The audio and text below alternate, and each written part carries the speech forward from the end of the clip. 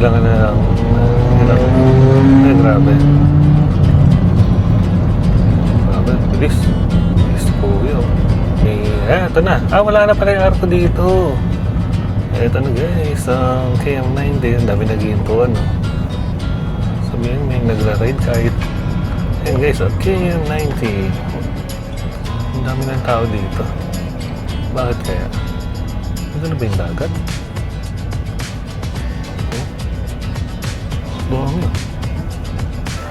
Okay guys, dito na tayo sa loob ng kubo. Pakita ko sa inyo 2,000 tong free po. Pero pala siling pang dito.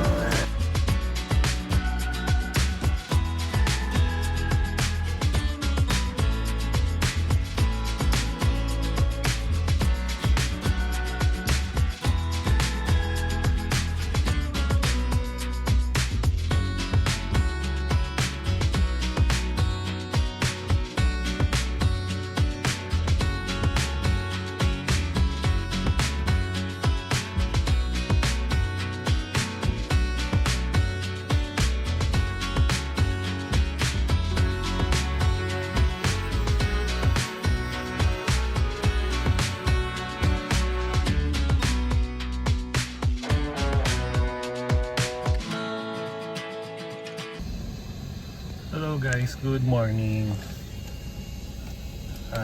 Time check muna tayo guys. Oras ngayon ay 2:20 in the morning. Pupunta kami ng Infanta, Quezon. Magdadagat kami today guys. Kaya gagawin natin ngayon kasama si Vigo syempre. I-reset natin. Kakapultang ko lang pala. Busog lang ako ng konti kasi puno dun sa, walang mapwestuhan dun sa pinagkasan natin dito sa Almar. Ngayon i-reset ko guys yung odo natin, yung trip natin para malaman natin kung makakailang kilometers tayo back and forth. And then next i-reset natin yung average fuel consumption para malaman din natin kung makakailang kilometers per liter tayo. And ngayon 341 kilometers yung range ng ating, ayan, naka zero. So ngayon pupunta muna kami guys ng Pinugay, Baras, Rizal para i-meet namin ang aming mga kasama, ang aking mga bayaw at ang aking mother-in-law. So kami lang dalawa ni wifey today. So dalawa lang kami dito sa sasakyan tsaka yung mga gamit namin. So paano guys, doon na lang tayo mag video pagdating sa Pinugay para tuloy-tuloy na yung biyahe namin kasi dapat maaga kami makarating doon. Okay, let's go. Hello guys, finally dito na kami sa Pinugay, Baras, Rizal. Ayan, bali naka 46 kilometers na tayo mula doon sa North Caloocan. Ayan, so ang way natin is papuntang Infanta. Ayan, Black Sand daw doon guys, Black Sand. So dahil madilim pa ngayon, hindi rin tayo makakapag-vlog sa daan, pero susubukan natin, gamitin natin yung Osmo natin. Okay, so let's go.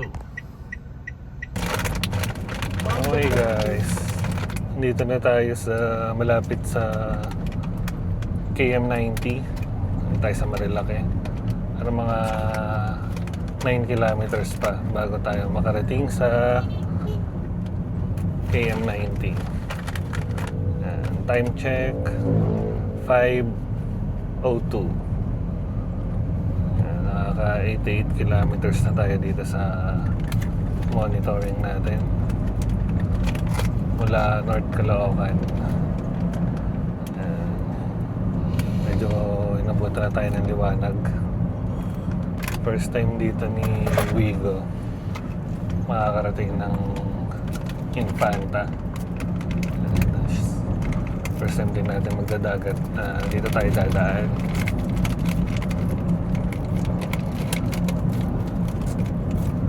check natin guys yung ano, yung kilometers per liter natin so far. Ay, nakaka 16.2 kilometers per liter. Time check guys. Ano ba? 5:38. Nakaka ilang ano na tayo? 108 kilometers. Ang dami rin palang ano dito sa lugar na to. Paglagpas ng Jariels, puro twisties pa rin, no? Grabe. Kitang-kita si Padjut dun sa dulo. Grabe, ang bilis niya. Parang ano pala pa rito. Parang sabay yung daanan pa rin. Walang katapusang twisties. Kala ko pag lumagpas ka na banda dun sa Jariels, kala ko konti na lang yung mga gantong ano, twisties. Dami pa pala. Nakakatuwa rin. Pero na-imagine ko pag nakamotor dito, parang ang sarap. Grabe. Yun nga lang, feeling ko hindi ko na kaya ganito kalayo dahil sa aking ano, kalagayan. Sakit na ng puwet ko nun. Bilis na sumakit kasi guys ng ano, puwet ko tsaka likod ko.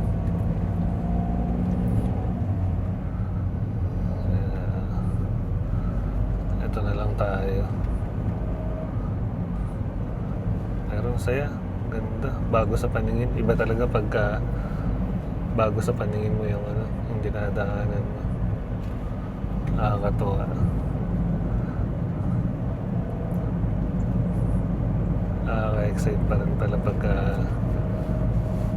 first time mong dadaanan yung ano, lugar.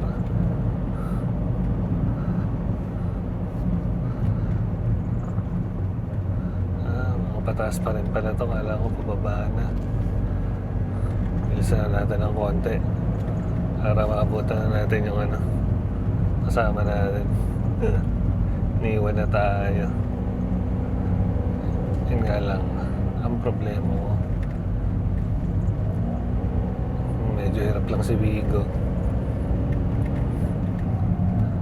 So yung biyahe namin, nakatres lang ako pagpasok dito sa ano, Marilaki. Tres na para kahit pa paano may puwersa. May ano, Yokabab. Diliit ng Yokabab dito. Ano yung purpose ng mga Yokababs din?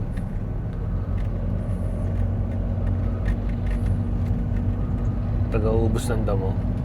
Taga-ubos ng damo siguro dito.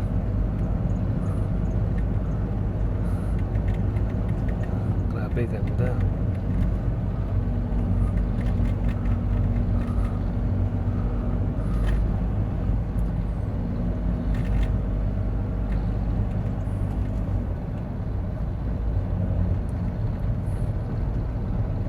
Sana lang hindi ganun kadami yung ano, mga nagsiswimming din sa dagat. Yan na. Sana medyo konti lang. But Thursday, ay hindi, ano pa nga yan? Friday na pala, hindi pala Thursday. So weekend, kaya pala may mga ano, nagra-ride na rin. Okay, kala ko kasi kaya pala meron ng mga nakatambay na riders dun sa Jariels Peak. Grabe. Buti na lang nawala yung ano, antok ko kanina. Sobrang antok na ako. Buti nakanguya-nguya tayo ng konting pagkain.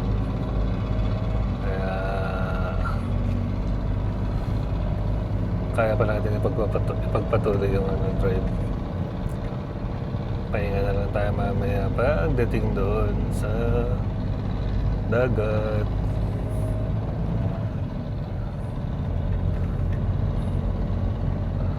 Mahaba. Wala pa akong idea kung Gaano pa kami katagal dito. Uy, grabe, ang ganda oh. Ganda naman. Sea of Love ah. Ano, tawag dito, balot ng ulap yung gilid. Ang dami ng tao dito. Bakit kaya? Dito na ba yung dagat? Oh? Dami ah.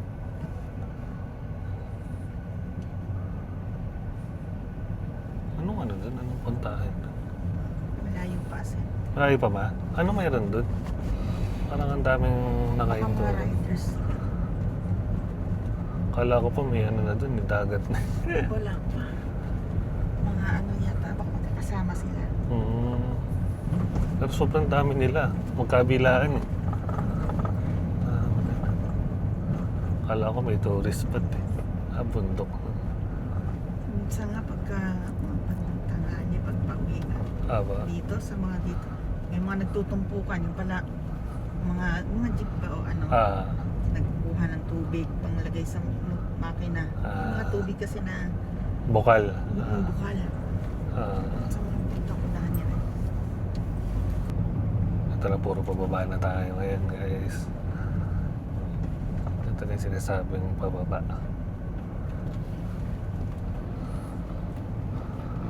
Grabe naman yan, puro twisties pa rin tayo. Siyempre.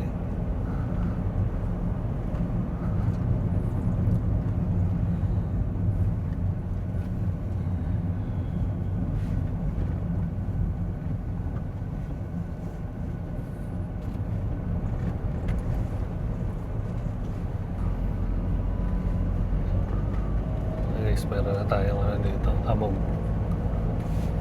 Fag. Grabe. Alam ka tapos yung twisties na hihilo na ako. Inaanto ka na sir? Hindi naman ma.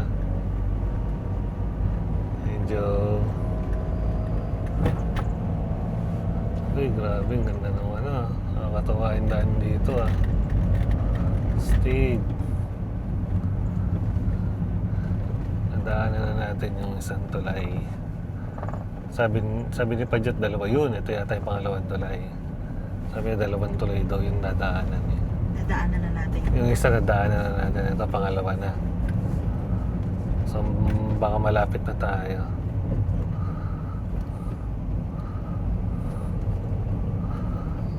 Grabe. Ayun, yung kasama natin na sa harapan ng L3. Yung jeep.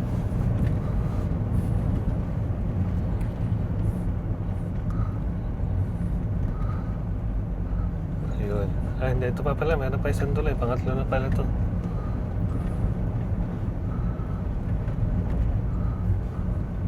Wala palang tulay dito. Ito.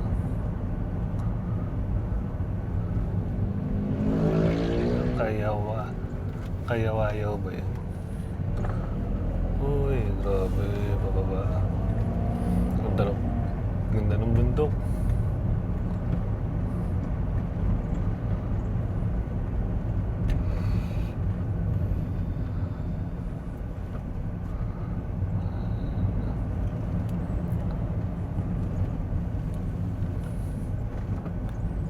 Uy, grabe, ganda nung ano, Sea of Clouds. Uy, ganda. Pasti. Yun o. Ganda. Solid ah.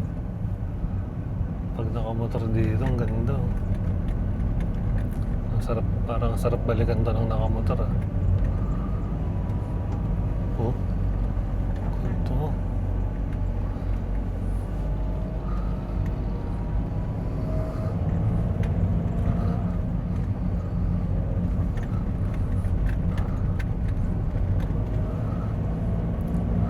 So pag nakamotor dito, parang medyo masakit na sa ano ka talaga yun. Sa likod. Ganda. Medyo ma. Pero sarap sana puntahan ito nung nakamotor palagay ko eh. Ganda. Tapos ramdam na ramdam yung lamig.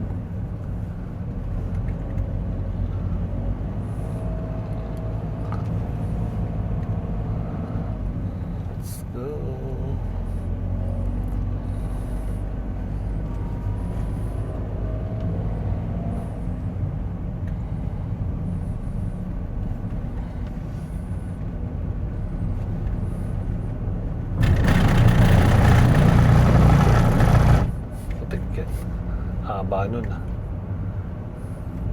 Uy, grabe, ganda sa... Tingnan yung unahan mo. Grabe, ganda. Kanina nung nandun tayo sa may bandang, Kita po yan. yun bago tayo, ay paglampas natin sa maraming tao. Ah, Kita sa baba yung ano eh, dagat na eh. ganda. Grabe, ganda pala dito. Parang pag ini-imagine ko, parang inisip ko, sabi ko, sarap mo to rin. Grabe yan. Taas, ano yung bundok ko? Parang ang taas na.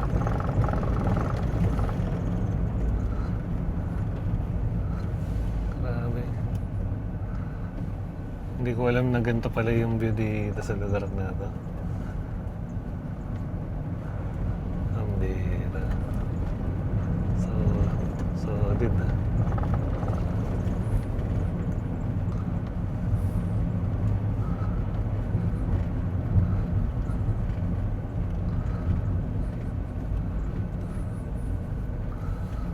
Sierra Madre kaya ito.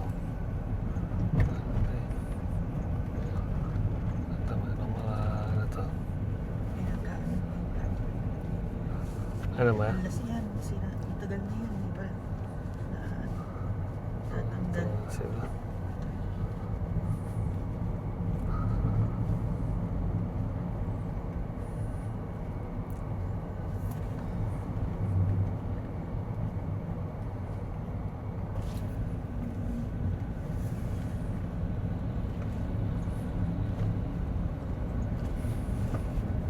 Palagay, I love.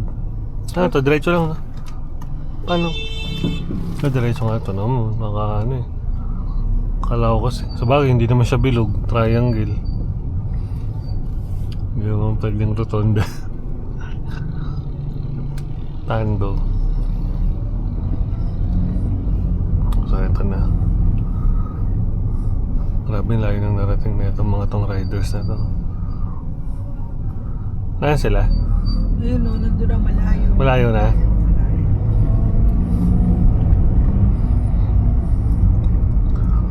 So, pagdating dito siguro malapit na, no? Ano to?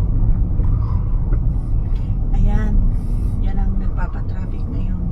Ito po? Yan ay iaanay si Tanay daw maglalagay ng windmill. Oh.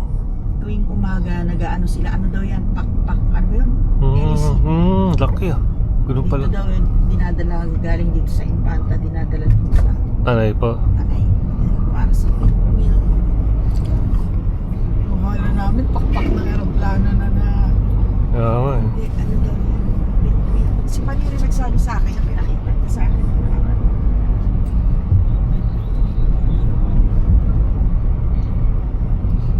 Tay. Wala kang liw mo, tapos Grabe. napakabagal pa ng takbo mo. Kukross ka.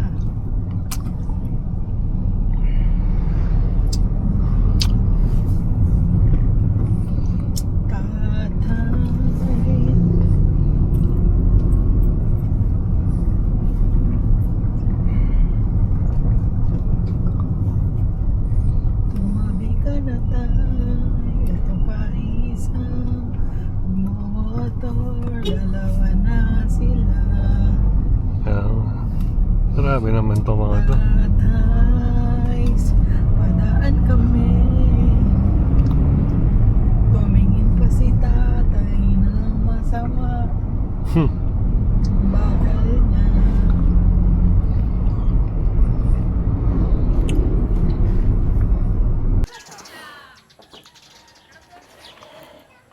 Guys, andito na kami sa Dragon Castle. Hindi, sa ano. Wala ba to? Basta dagat. Dito na kami sa dagat. So, tingnan natin yung ano. Check natin guys yung kwarto na kinuha. Pala yung kay Mark, Hello, JJ. tatlo na yun.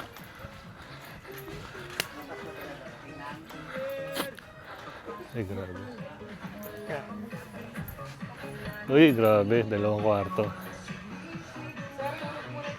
Sige. Ito 2K. Ito yung 2K na. 2K. Ewan ko sa Ay. May dala si Pani, di ba? Diba?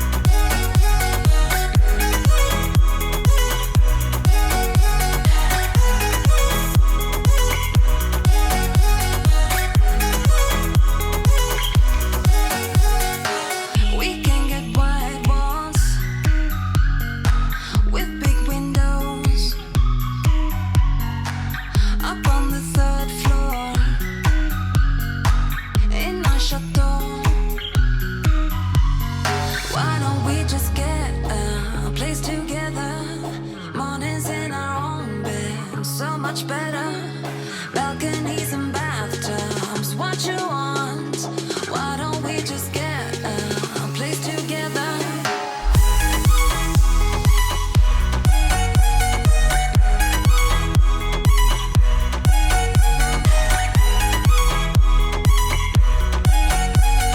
Why don't we just get a place together?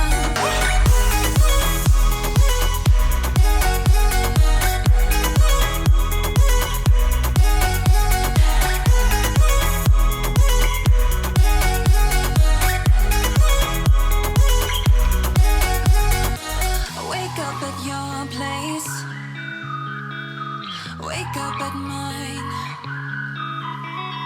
Balconies and bathtubs, what you want? Why don't we just get a place together? 152 kilometers na yung nabiyahe natin from North Caloocan hanggang dito sa pinuntahan natin, no? So kung magmumula ka sa kilometer 90 din sa may Infanta, Quezon, yung pagdating namin sa kilometer 90, ang nag-appear dito sa akin 97 kilometers na. So mahigit 50 kilometers pa yung naibiyahe namin from kilometer 90. Okay? So yun yung nabiyahe natin. So ngayon, ito yung nabiyahe natin. Ito yung average fuel consumption natin, 15.9 kilometers per liter. So siguro hindi na masama yan kasi puro pataas dun, no? Papuntang Infanta. Kaya siguro okay na yan, 15.9. Tapos syempre may mga hinto-hinto rin kami na naka-idle lang din yung sasakyan. So ito yung natitirang fuel range natin, 197 liters. 119 ba? Mali ako, sorry.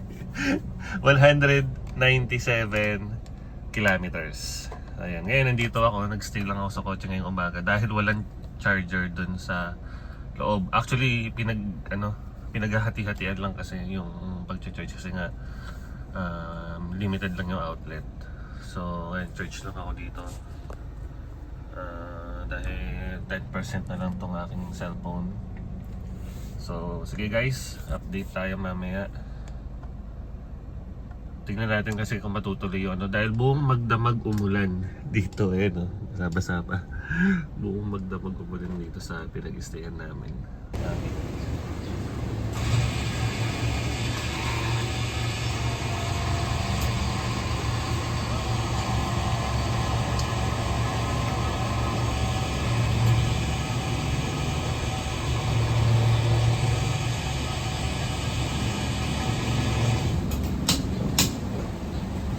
Okay guys, finally papapultang tayo galing Infanta, yung biyahe natin. Ngayon tayo magpapapultang, malaman natin yung price, kung nakamagkano tayo.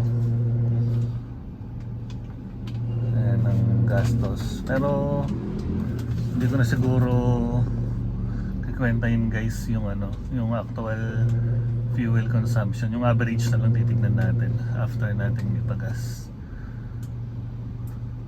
So balikan natin yan. Pakita ko muna sa inyo to guys. Yan, bali naka 309 kilometers tayo back and forth mula dito sa Caloocan hanggang sa Dinahican, Infanta, Quezon. So ngayon, titingnan naman natin. Ito yung average fuel consumption natin balikan, 14.4 liters. So check natin. Ayan, naka 18 liters tayo. Lahat-lahat balikan guys. Wala dito sa Caloocan papuntang... Ay hindi, sorry. Lagpas pa pala to ng 18 liters lahat kasi nagpagas pa pala ako ng 300. So pakita ko na lang yung mga napagas natin. Isang beses lang naman ako actually nagpagas doon mismo sa Quezon. Nagpagas lang tayo ng 300. So yung presyo 1,390. 76 pesos yung price nung gas. So ayan, tapos i-add natin yung 300 na napagas natin. So 1,690 lahat-lahat ng napagas natin. Balikan guys yun, 1,690. Ayan. Tapos again, ayan, 14.4 liters average fuel consumption natin. So alam niyo naman, taas baba ang Infanta, Quezon and sa Marilaki. So hanggang dito na lang guys. Maraming salamat. Hanggang sa muli. Babush!